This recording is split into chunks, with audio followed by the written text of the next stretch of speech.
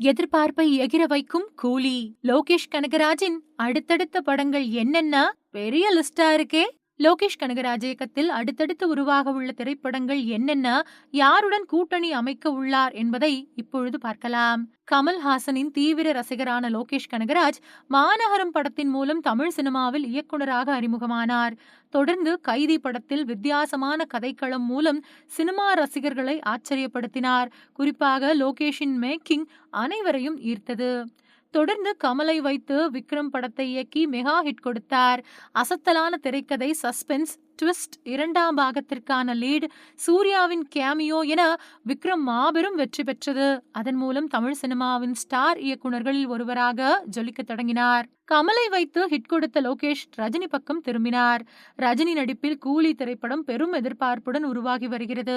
படத்தின் போஸ்டர், பாடல்கள், அனிருத்தின் இசை என ஒவ்வொன்றும் ரசிகர்களிடையே அதிகப்படியான ஆர்வத்தை தூண்டியுள்ளது. ரஜினியுடன் சத்யராஜ், நாகார்ஜுனா, உபேந்திரா, ஸ்ருதிஹாசன் உள்ளிட்ட பலர் நடித்துள்ளனர். படத்தின் ஷூட்டிங் முடிவடைந்த நிலையில் டப்பிங் மற்றும் போஸ்ட் புரொடக்ஷன் பணிகள் நடந்து வருகிறது. இப்படம் வரும் ஆகஸ்ட் மாதம் 14ஆம் தேதி உலகம் முழுவதும் வெளியாக உள்ளது.